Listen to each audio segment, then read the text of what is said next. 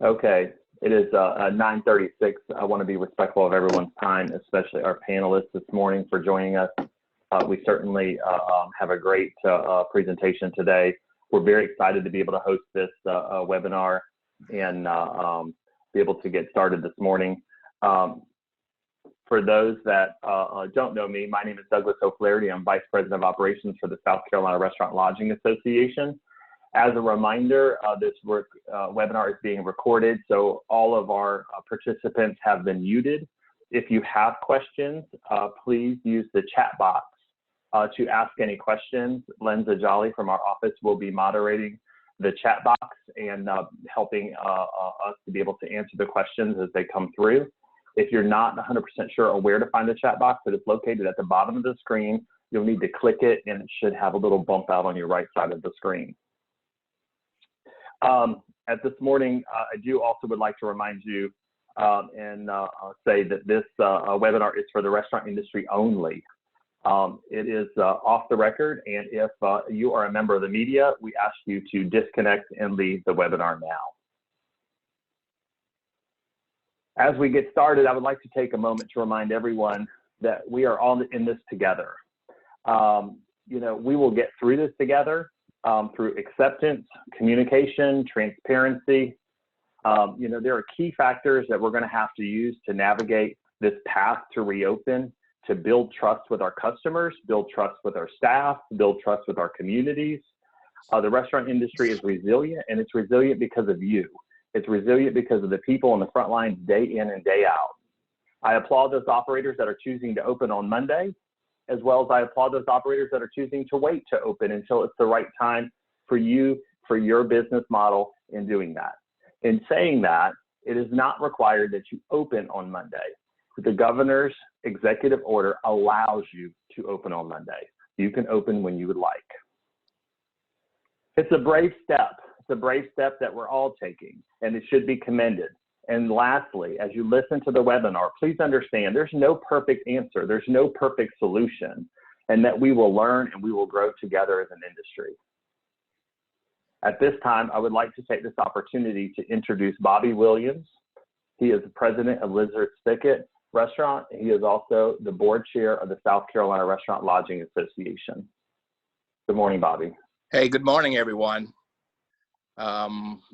Douglas, where would you like for me to get started? You know, I was thinking that when the governor called John and I about closing the restaurants, that afternoon when they did it, the next day we started working on when are we going to reopen restaurants. So all restaurateurs need to know that we immediately working on a plan to reopen restaurants, and it was critical that, number one, we have to do it slow and we have to do it safe.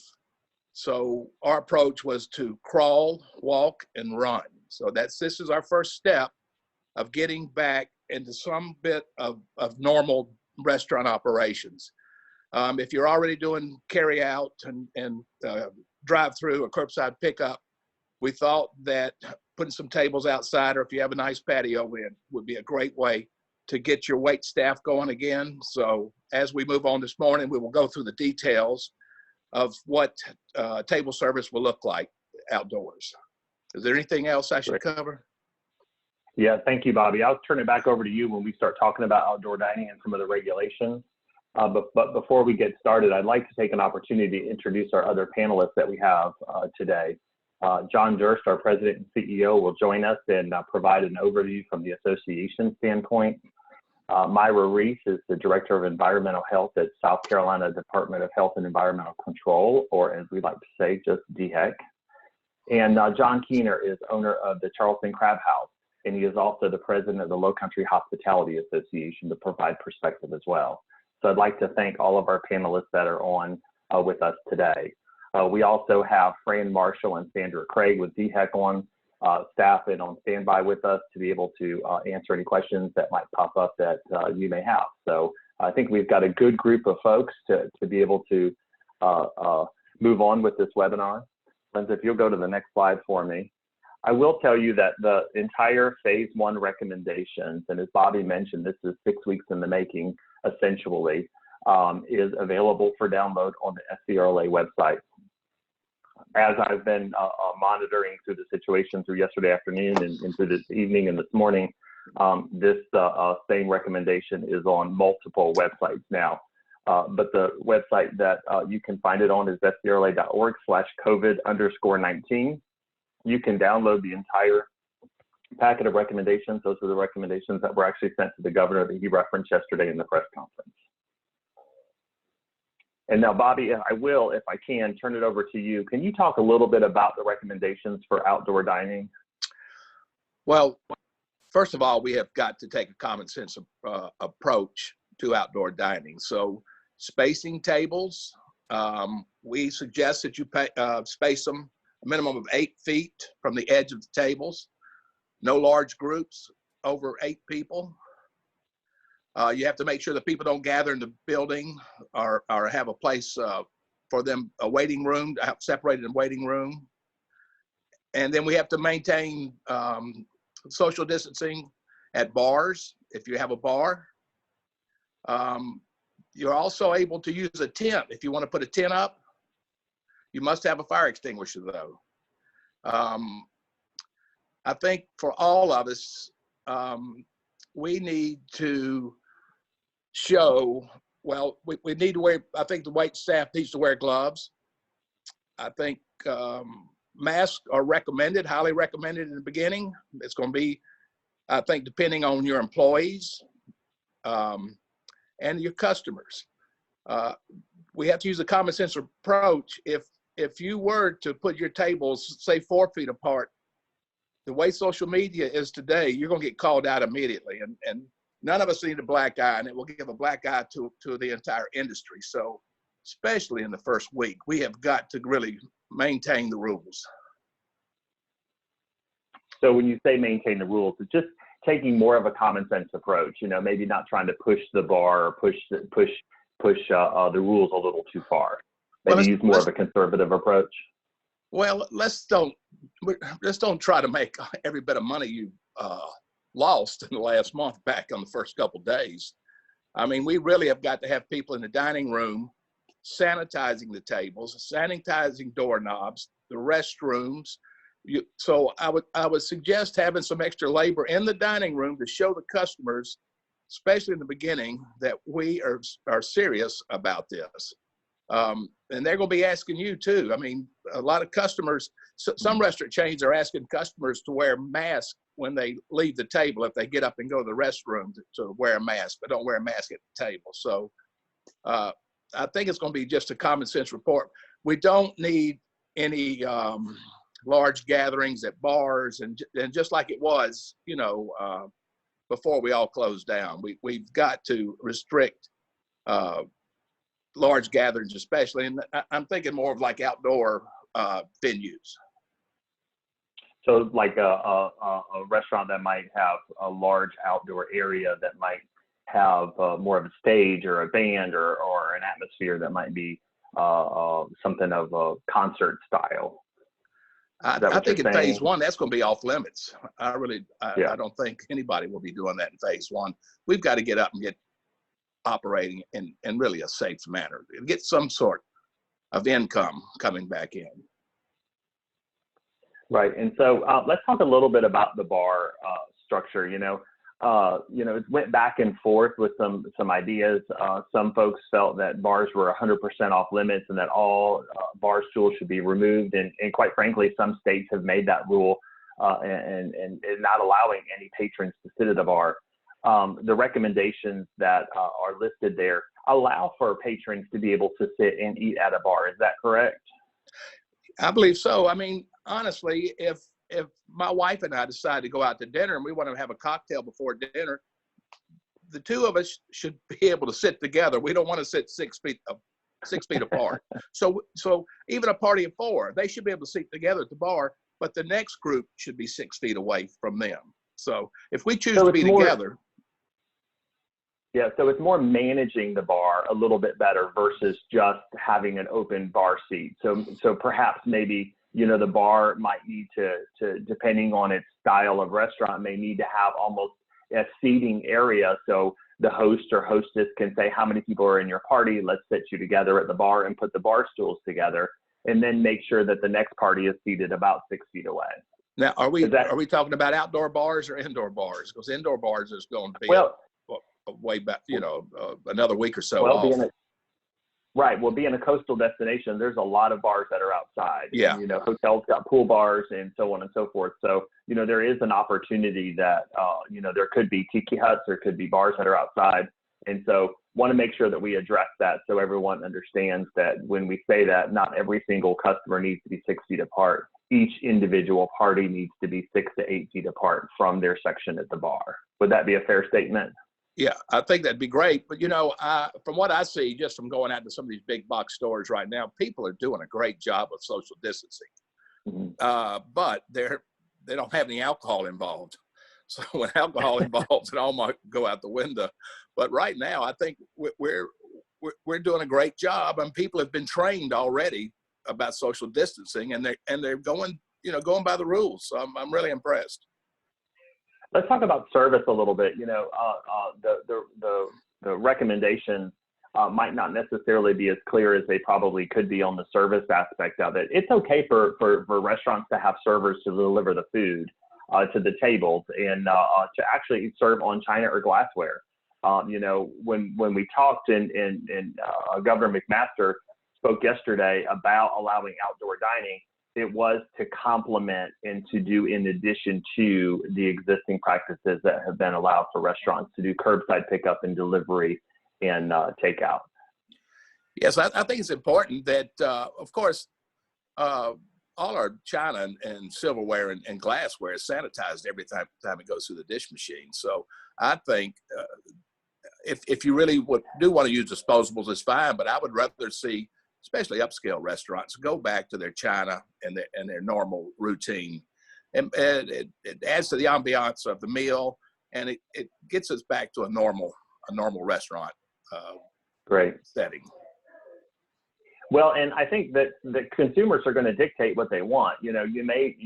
Operators may find consumers, even at a fine dining restaurant, say, I don't want to drink out of a glass. Can I have this in a plastic cup?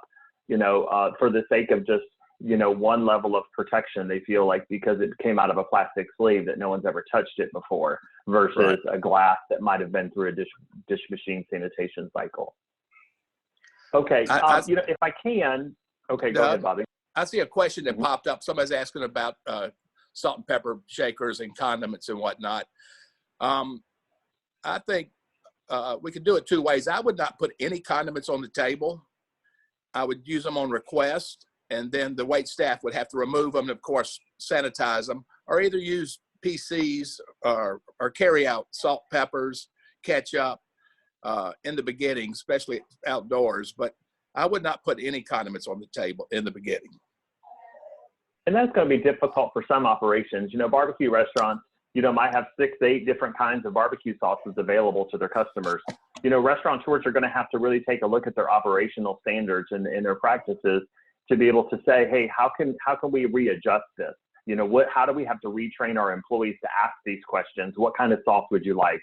Or to let consumers know, hey, look, for your protection, we've removed everything from the table. Let us know. It's all available, and just let us know what you need, and we'll bring it to the table. I mean, you're going to have that challenge at Blizzard's Thicket. You have quite a few condiments typically on the table. Right, but we right before we closed, we took them all off and then brought them out on request. It's really not a problem. It's really not a problem. Well, great, Bobby. If you're okay, I'd like to ask John Keener if he would unmute himself and provide a little perspective.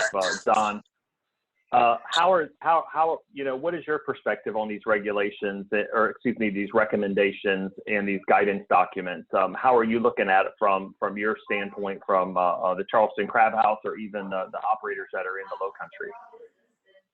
Well, every state and organization is doing things a little bit differently, and that's because there's no playbook to this pandemic. No one's ever lived through it, seen it, done it. So I believe that training is going to be the key to the successful reopening. And, Bobby talked about that a little bit, but I think we need to train our staff to do things they've never done before, like walking wiping down tables, wearing masks and gloves. We've never done that. We've never trained our staffs to ask a customer to leave our premise because they're coughing excessively. And I think that we've got to go about it in different ways than we've done before in the past.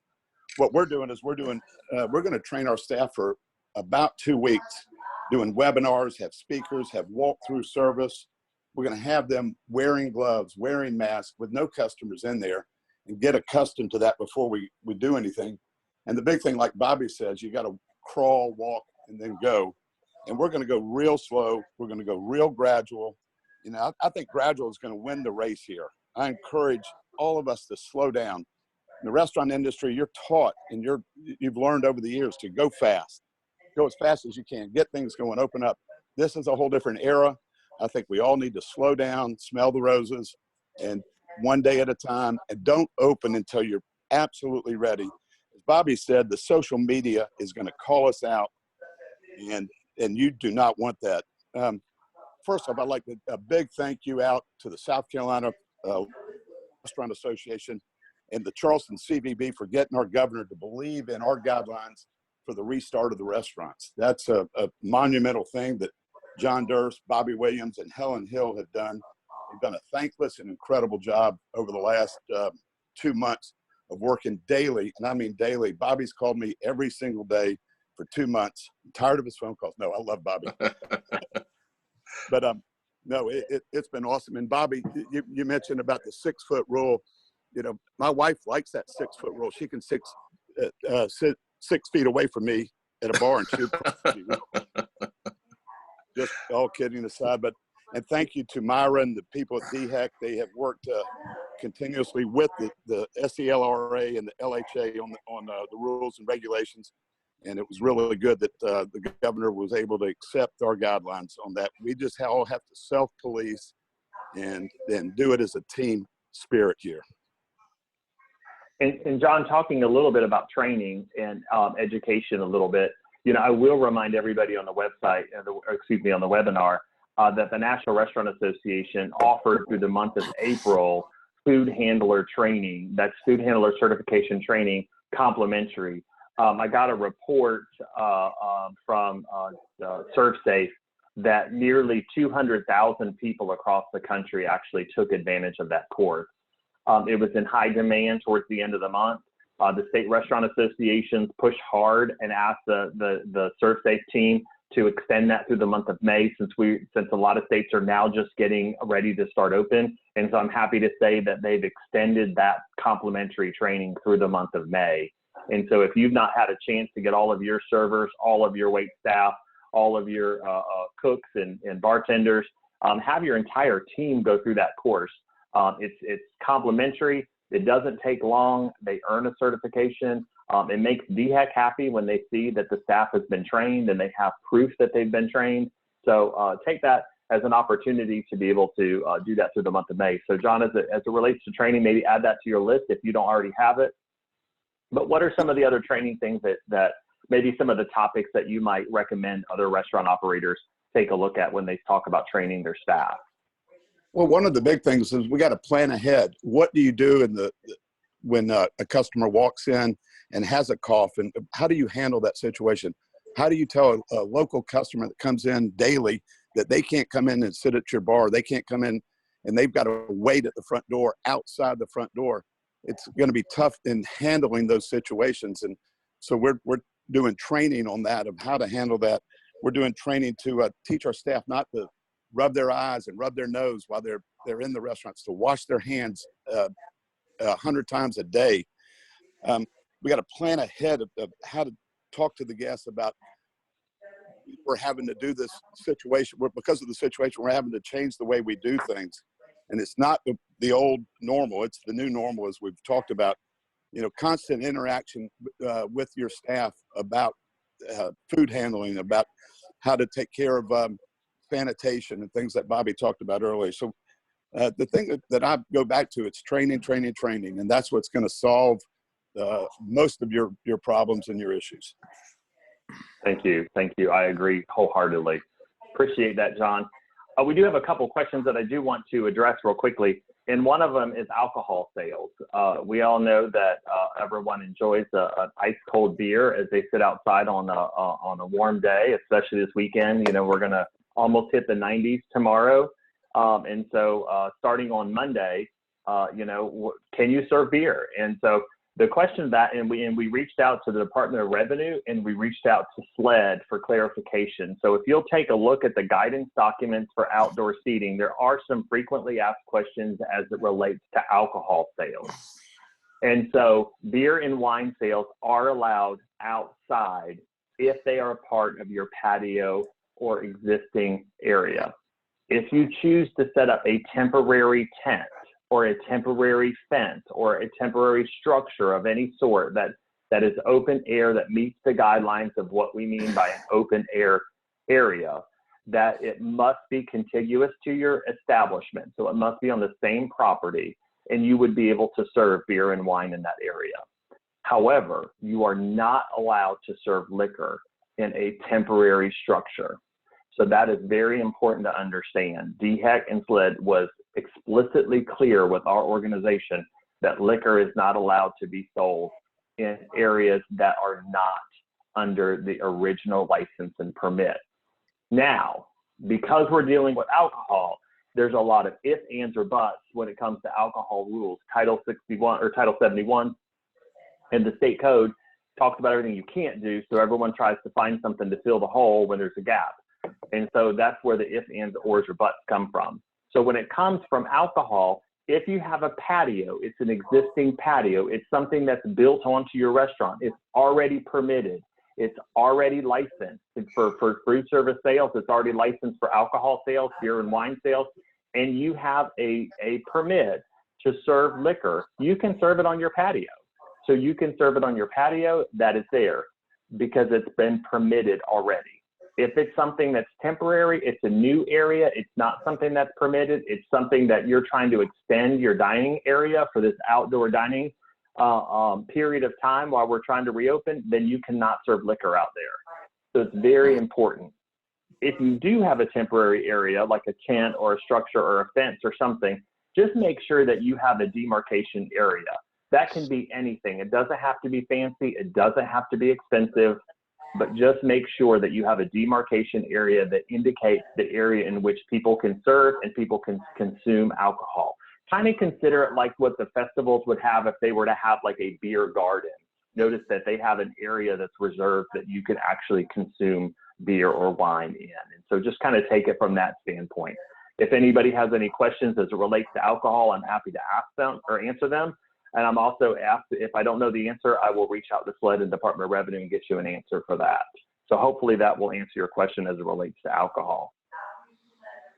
At this time, I'd like to kind of take it to the next step and move it over to South Carolina DHEC. Myra and her team, if you think Bobby's called John Keener a lot, you can imagine how many times I've called Sandra Craig in Department of Health. It seems like there's a lot of communications back and forth on that. And so Myra, if I can, I'd like to turn it over to you to tell us a little bit about what your team's been working on at DHEC. All right. Good morning, everyone. And let me start off by just saying that I really appreciate you allowing Sandra, Fran, and I to participate today. We do have a great partnership and a great working relationship with our restaurant industry and the association. And I think it's times like this that you really appreciate those partnerships. And a lot of good work has already been done. And you're right. I have to say I'm very proud of the food safety program we have in South Carolina. And a lot of that goes back to the Sandra Craig and the team that we have. And she's going to continue to be very important to you as a business as we move forward. Additionally, you're going to hear a new name, which is Fran Marshall, who works with me directly in administration. She's an attorney, but she's also has an industrial hygiene background. And one thing that we have noticed is that there's a lot of CDC business guidance out there, but it's very hard to absorb and it's very fluid. It changes continuously. And so I was able to identify her as a point of contact to continually stay on top of that be able to have conversations with folks about, direct application of that guidance. And then as y'all certainly did notice, is that you can't take a one size fits all, and you really have to get into the weeds and the details. And I applaud y'all, your leadership in coming up with the guidance that you did, and it's fitting in just perfectly in line with the CDC guidance and provides the details, the level of details I think that your members need. I also want to say your approach, slow and safe, to us as an agency really exemplifies and sends us a signal and a message that this association and its members recognize that for us to be successful in protecting both the health of our communities and our economy, that we all, both individually and collectively, need to continue following CDC guidelines that minimize the spread of COVID-19. As I said, when you think about everything that's been happening over the last few weeks, we've been very impressed how you've already responded to this pandemic. You've had to change your business plan early on a dime, shifting to just relying mainly on pickup and drive-through. And I know our food safety staff worked very closely with you in trying to make sure that we were sending a message to the customers that the businesses were still focused on food safety requirements, and we were able to adapt and offer some virtual inspections and food safety checks, which I think was very, very important back to the consumers across the state. And as always, the restaurant industry puts worker and customer health protection at the top. And I hear all the time from you how important your staff is. They're like your family. And when I hear you talk about training, what you're doing is not only training them, but you're arming them with information. In my mind, the restaurant workers in this state are going to be some of our most important ambassadors across our communities, because when you take care of your staff and they're armed with information, you're taking care of your patrons and your customers, and at the end of the day, you're taking care of our communities. They're going to understand why they're doing the things they're doing at work. They're going to be taking those back to their families and their communities across the state. So with that, I want to point out there's a slide up, and here again, I have to give credit to my staff. They're just remarkable. I don't think they ever sleep, and they're able, it's almost like magic how they're able to pull things together. And of course, they told me yesterday, Myra, we're so proactive. We've been thinking about this for several weeks. And so they have pulled together some information that's going to be available on our website. And I know, Doug, you'll provide the link to that, but this is what the screen looks like. It's really a reopening toolkit. And it's emphasizing the guidance that the association pulled together, and then tools that we could support that guidance. And signage can be so important when you do open back up. It sends a message to your customers when they come in. Hey, I see the commitment that this business has, not only to worker safety, but my safety as I come in and get back into utilizing the outdoor dining options and stuff.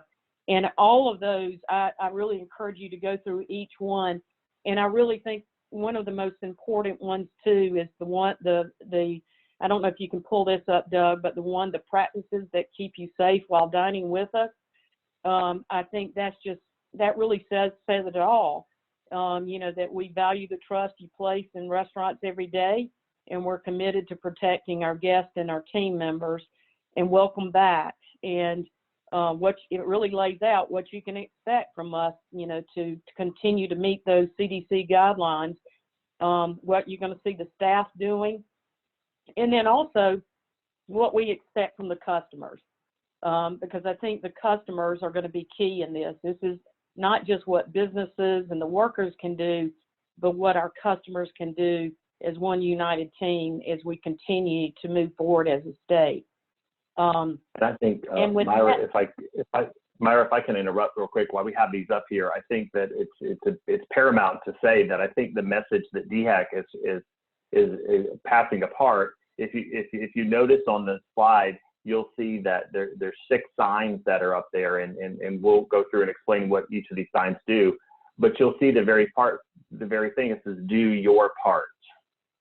And that's a message to your staff, that's a message to you as an operator, and that's also a message to the consumer and the customer. So everybody has a stake in this. And so it's not one person's responsibility, it's everyone's responsibility. So the fact that you do your part at the beginning really does send the message to make it a personal message. And so I'll commend you on that graphic and using those words. I think those are paramount for people to really understand. Yes, I totally agree. Absolutely, Doug. And with that, I might want to see if Sandra wants to offer any comments, or Fran Marshall as well. Sandra, do you have anything to add? Sorry, been reading some of the chat messages, and I just want to let everybody know, yes, these signs are definitely on our website. You can download them and print them yourself. If I'd have had more time, we would have printed them and laminated them and tried to send them out to you, but there's no way I could get them printed in time for you. Some questions about sanitizers and disinfectants that I've seen is that you want to follow the label and use them as they are labeled. But I do want to remind everybody that if you use a disinfectant, that you need to go back after the contact time has passed and wash, rinse, and sanitize that same surface if it's a food contact surface, because these disinfectants can leave a toxic residue. So be sure if you disinfect a food contact surface that you do follow that up with wash, rinse, sanitize afterwards. So Sandra, I think that's, if I can also interject here, I think that's also something that I think a lot of consumers have a misconception. They use the word disinfectant and sanitize interchangeably, but we in the industry understand that that's 2 different processes and they mean 2 different things.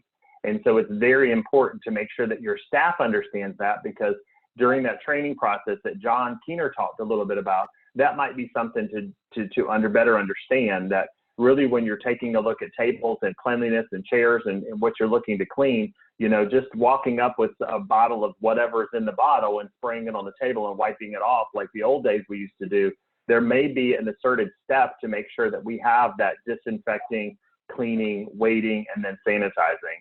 And so, you know, for some operators, they may want to make this almost like a show to the consumers to let them know that we are really doing that, and having almost like what your mom would carry around back in the day, you know, a caddy that would have your disinfectant and your sanitizer and your cleaner and your towel in there, versus just carrying one bottle with a rag, and then where that rag goes and where it's stored. So that may be something that some operators may choose to take a look at to make sure that they're able to talk to their consumers subliminally about their cleaning steps and their cleaning processes.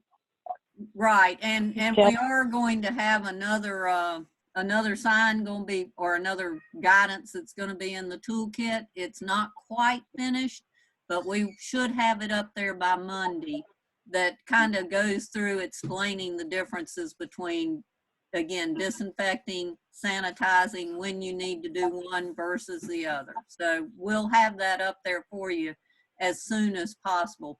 I have seen some questions also about how to handle linens, and the CDC advice on linens is to simply wash them at a higher temperature than normal, and they're fine if you do that.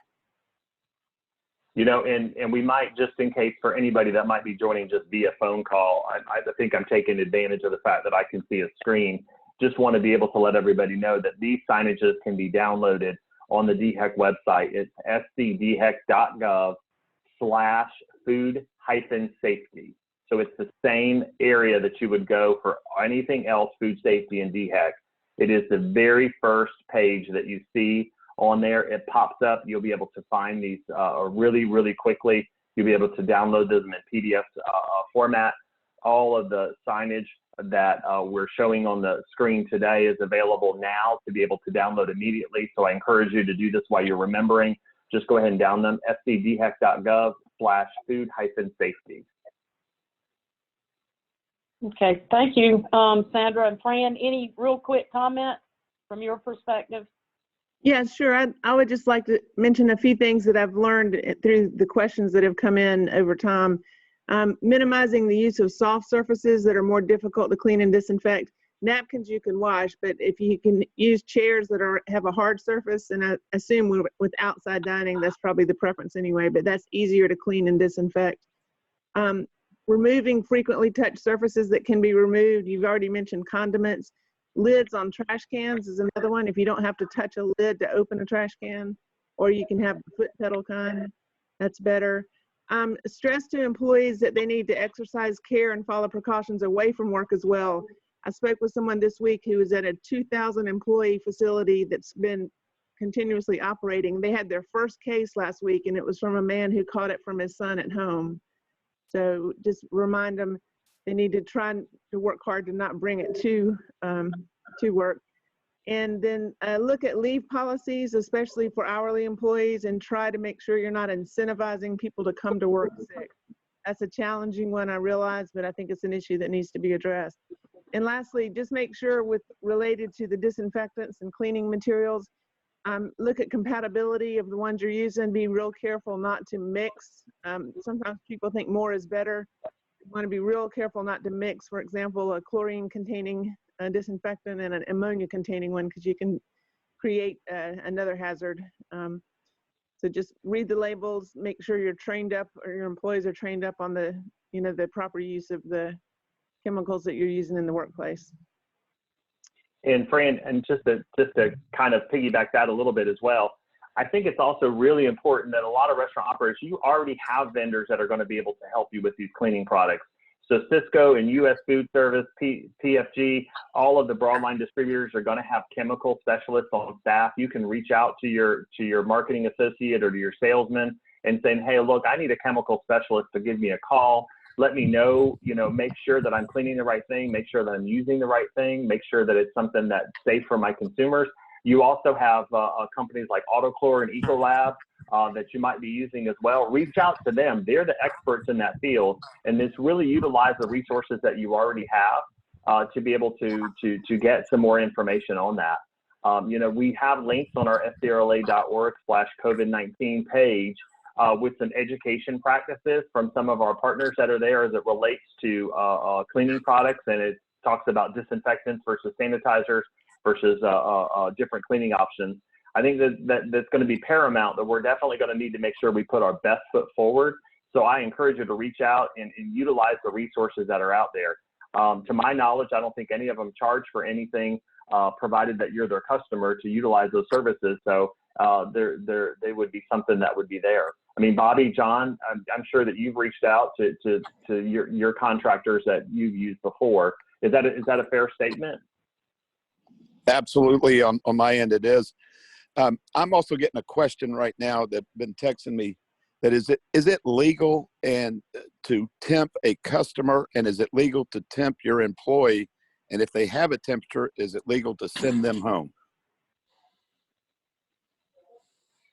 That's a great question. I would have to say that for the employee, I couldn't imagine why it would not be legal, because we all have health policies in place. I mean, that's part of Regulation 61-25. And Sandra, you may want to talk a little bit about the health policy as it relates to the regulation itself. Customers, honestly, I don't know. Myra, any thoughts on that? Or maybe can we get, can you send it up the chain through DHEC to see if we can get an answer on that? Yeah, I was going to see if Fran could add to that, because she's been directly connected with our health folks. Fran? Well, I guess what I will say, and I do think it may be worth getting an official interpretation, but I do think under this extraordinary circumstance that we're doing things that aren't normally, that are outside of our norm, I guess. And so I would think that there certainly should, that question needs to be addressed in a more official capacity. But I think the answer is yes. It's a public health threat, or a perceived one, even if it's not a real one. We have to remember there are other things that cause coughs and sneezes, especially allergies and things of that nature. So it's difficult because we don't know for sure, but everybody's going to assume if you sneeze, if you've been to the grocery store in the last month and a half and you sneeze, people look at you sideways. So we do need to maybe get a more official interpretation of that. But my personal opinion is that you certainly can ask people to leave. If they don't want to leave, that's when you run into the conundrum. And I think that goes back to, like, do your part, that sort of thing, really understanding and really conveying the part, like, hey, look, we're really trying to find a safe environment, not only for our staff, but our other customers that are here. And so just making sure that you say, hey, look, we need you to do your part that's in there. I did see one of the questions on the chat box that talks about temping staff daily. DHEC is developing and working through the processes of having a documentation that you will be able to download on that same website. It's just going to be an additional box that they're going to add. So check back on that website often as they add resources there for you to be able to document that. There are also many electronic and app type programs that are out there. A lot of healthcare facilities use that, and there's some opportunities that are out there. And so I think folks should maybe take a look at utilizing some of those. Myra, Fran, Sandra. Oh, I'm sorry, go ahead. This is Fran. I just wanted to mention one thing that definitely has changed because of this virus is, but previously temperature screening was viewed as a medical exam and you had to go through all the, all kind of stuff with it. It is not anymore. Many workplaces are using that as a screening tool. And again, you have to remember that there are other things besides this virus that cause a temperature. And so I would encourage you that when you start doing this screening, that you make sure your employees understand it is a screening. It's not a, it doesn't mean you're sick if you have a fever. It could be something else. Some people's temperature runs different than others. And, there can be all kind of reasons, some that are infectious and some that are not for that. But it is a really good way to screen for some, it's the best we got right now for screening. Great. And before I let y'all off the hook here, and when we continue on with our agenda here, there are a couple of questions that folks have put into the chat box that I'd like to go ahead and address real quick as it relates to that. One of them is the voluntary health safety checkups. For those restaurant operators who are not aware or not familiar or might not have received the email from DHEC, they are offering, and you know what, Sandra, I'll butcher it. So if you don't mind, can you tell folks exactly what those voluntary health checkups, what they look like for the I don't want to call them inspections. Oh, maybe Sandra's not on. Yeah, I'm on. Oh, there you go. Okay. Yeah.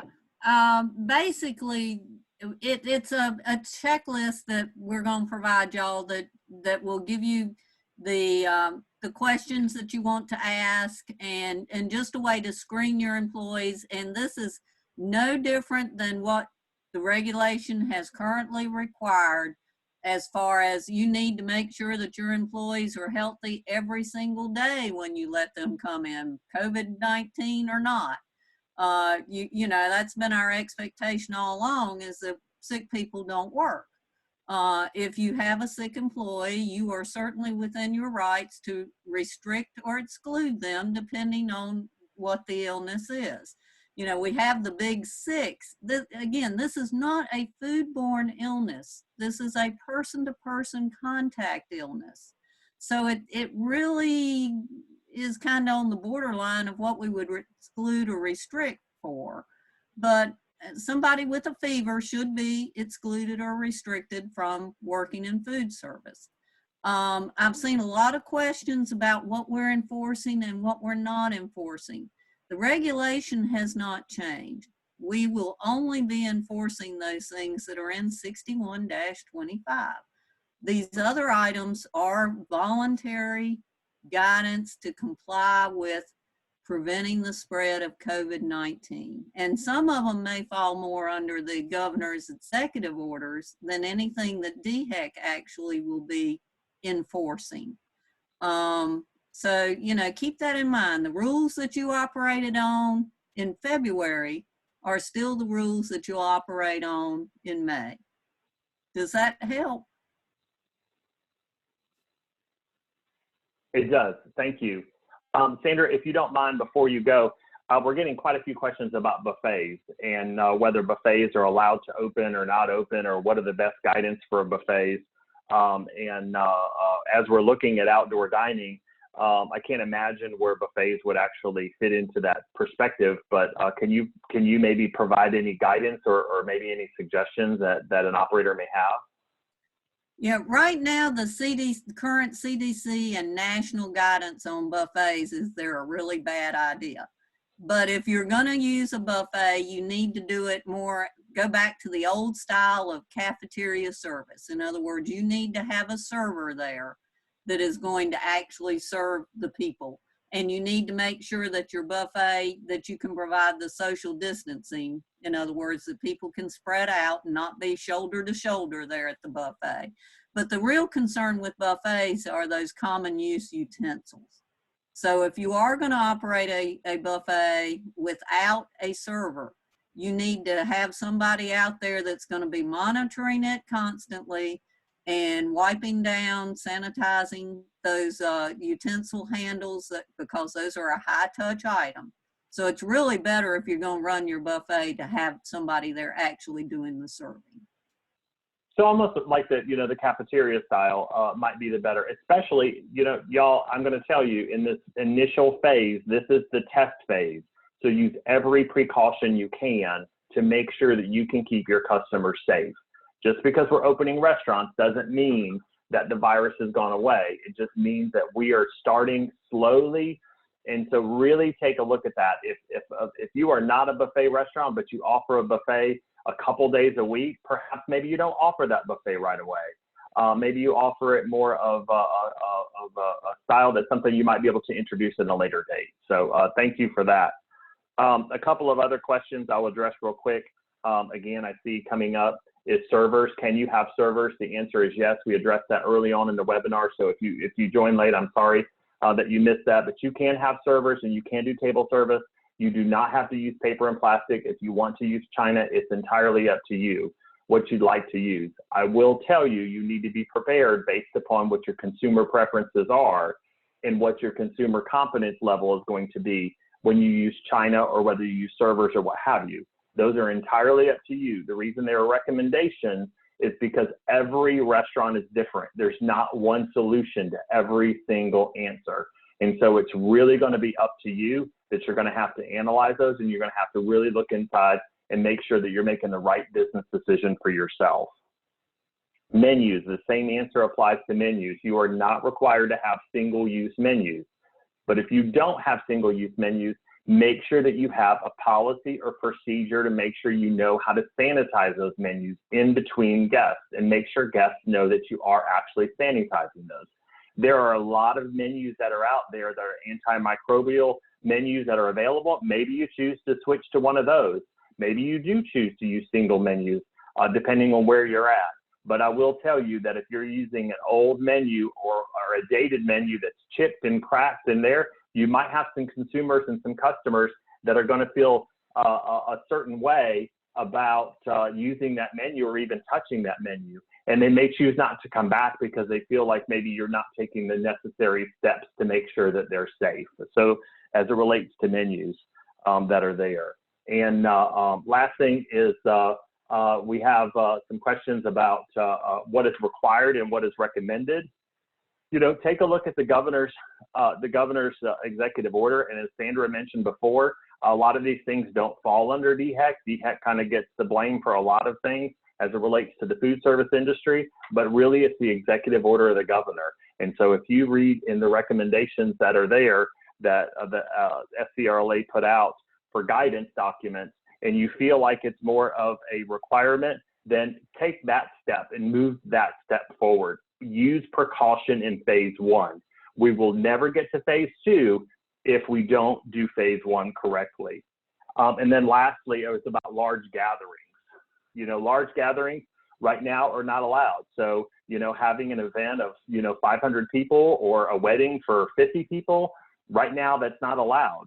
And large gatherings and large catering events, that will be probably addressed in phase 2 or phase 3, depending on where that's at. Now that we have phase 1 and we will implement phase 1, we will be monitoring this on a daily basis to be able to develop phase 2 and phase 3. I don't have a date. The governor wants to open up phase 2 as fast and as quickly as possible based upon how phase 1 goes. But he was not committal to a date and would like to really see where this goes. I mean, it may be as early as next week or it may be as late as June 1. So, I mean, it's really all over the spectrum at this point. And so we are really, really, really working hard to be able to get those answers in. And then one other question about number of people at a table. The maximum number of people at a table is 8.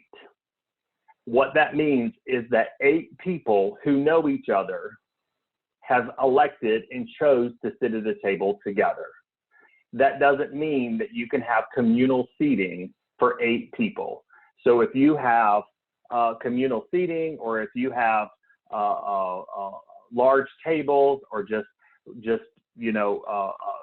a single table that runs down the middle of the restaurant, it's got 20 seats at it, that doesn't mean that you have to divide 8 people at a time and then 6 feet in between 8 sections. What that means is 8 people who know each other, who choose to sit together, can be at a table together. That doesn't mean that 8 strangers can sit together at a bar together.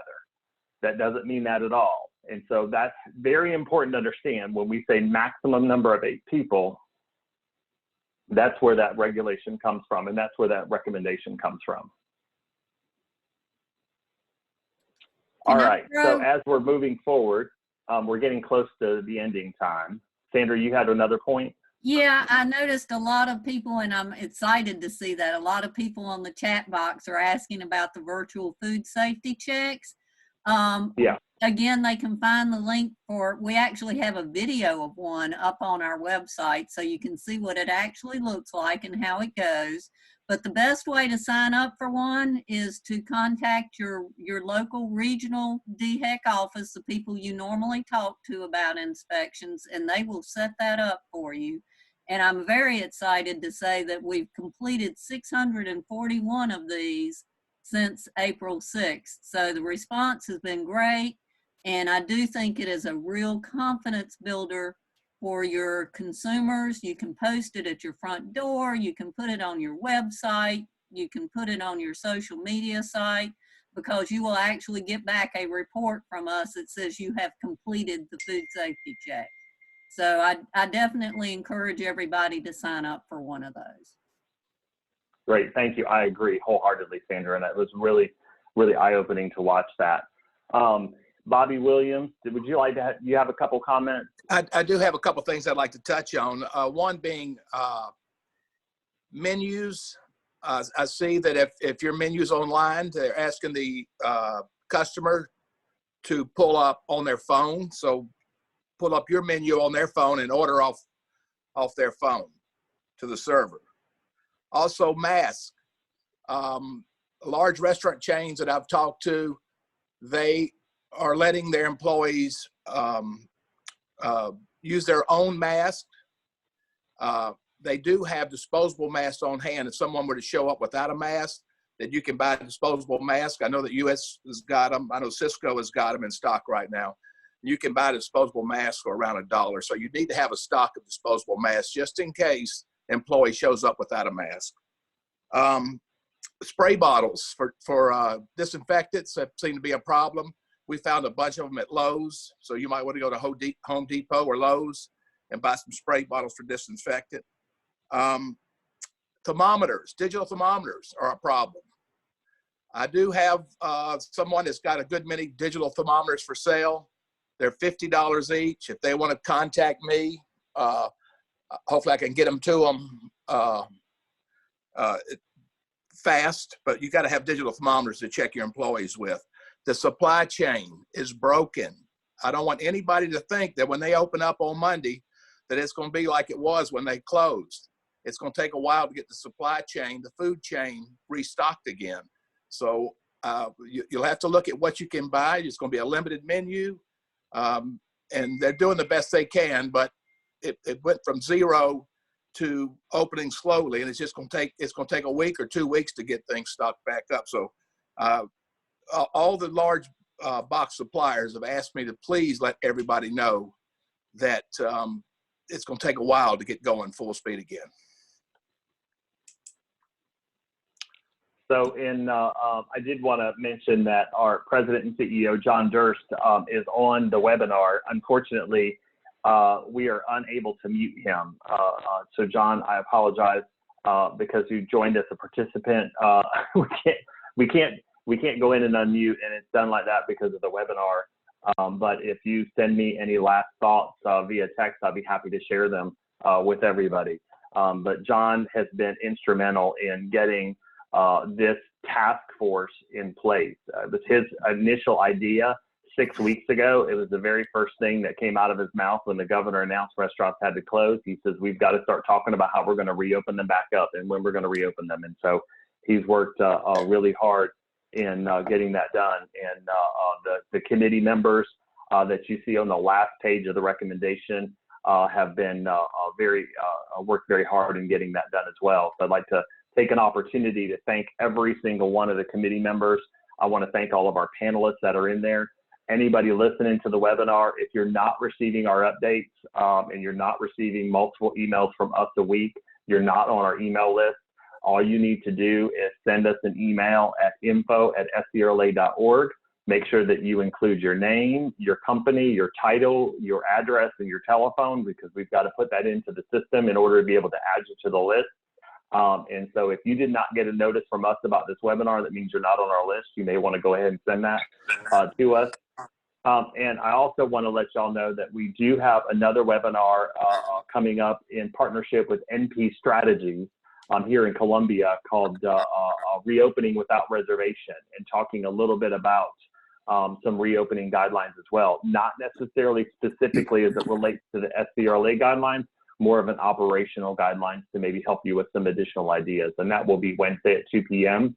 And again, you can find that on the scrla.org website. It is a free webinar, and so anybody's welcome to join. Again, I'd like to thank everybody for participating. We are coming up on our allotted hour for our webinar. I want to be respectful. I also want to let everybody know that we will be uploading this webinar to the SCRLA YouTube page. And so you will be able to see and rewatch this webinar. You can share it with other operators that might not have been able to watch it. And we will also include a link to our YouTube page on our scrla.org/COVID-19 page. If anybody has any additional questions, if we didn't answer any questions, that info@scrla.org is a great email to keep. Make sure you save it in your contacts. Send us emails. We monitor that email address, and we respond to emails that we get on there, and we will do our best to answer the questions. If we don't know the answers, we will reach out to the folks who we think might have the answers and try to get you the answers that you need. So again, thank you all very much. We look forward to restaurants opening on Monday with outdoor dining. Remember, it is outdoor dining on Monday. And we will continue on with phase 2 as fast and as quickly as the governor will allow it. Douglas? Yes. You know, I want to leave with one little saying that I've always heard and always preach is the little things make the big difference. And it's the little things of wiping the menus, hand washing, gloves, masks, and to open only when you are ready to open. Don't go fast, go slow. As Helen Hill and Dwayne Parrish and everybody has preached is go slow, go gradual, crawl, walk, run. And if we could preach that to our friends and neighbors that are in the restaurant business, it would be fantastic. Hey, Doug? Yes. It's Bobby. If you can get my email address or my cell phone number if anybody has any questions about thermometers or anything. I'm there. It's been 24 hours a day, but if anybody has any questions, they can certainly call me anytime. Okay, great. Your email address, bobby.williams@lizardthicket.com? Yes. Okay, so everyone's got that, bobby.williams@lizardthicket.com. I know some people ask for a source for thermometers for him there. I do want to reassure everybody that we are, as I mentioned in the beginning, we are all in this together. There is no single answer. There's no silver bullet that's going to make this right for everybody. But remember, we're in this together, and that I think it's really, really important to make sure that we understand that, you know, one operator's failure does not make your success, and your success only contributes to the success of the industry. And so help your fellow operators. Reach out if you have a source, or you have an idea, or you found a policy, or you found a good education piece. Forward it to us. We'll share it, whatever is there. We want to be able to help everybody. And so thank y'all very much.